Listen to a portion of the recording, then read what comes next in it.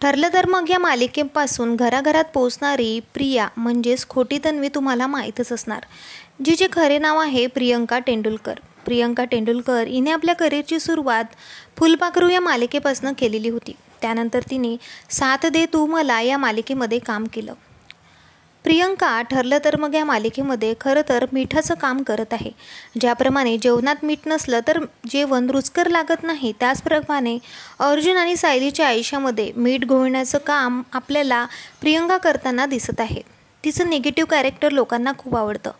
प्रियंका जेव्हा साथ दे तू मला या मालिकेमध्ये काम करत होती तेव्हा तिचं नाव आशुतोष कुलकर्णीसोबत जोडलं गेलं.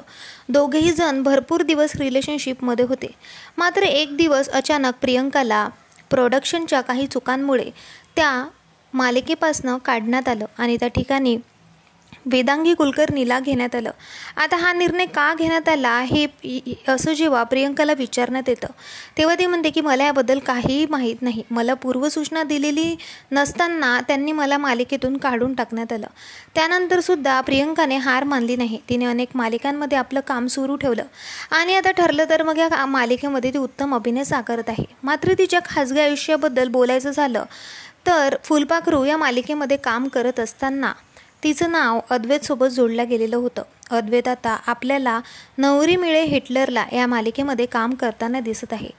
असं सांगण्यात येतं की ती आताही अद्वैतसोबत रिलेशनशिपमध्ये आहे. मात्र प्रियंकाने अजूनही या गोष्टीबद्दल खुलासा केलेला नाही.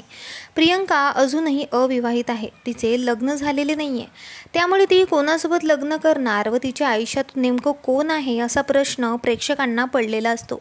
प्रियंका नेहमीच इंस्टाग्रामद्वारे तिचे फोटोज आणि व्हिडिओ शेअर करत असते.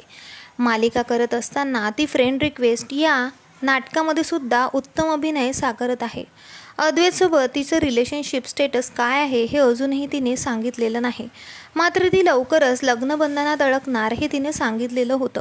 आता तो व्यक्ती अद्वैत आहे की कोणी दुसराच हे तर वेळच ठरवणार. मात्र तुम्हालासुद्धा प्रियंका तेंडुलकर आवडते का आम्हाला कमेंट करून नक्की सांगा. साथ दे तू मला या मालिकेपासून तिने घराघरात ओळख कमवलेली होती.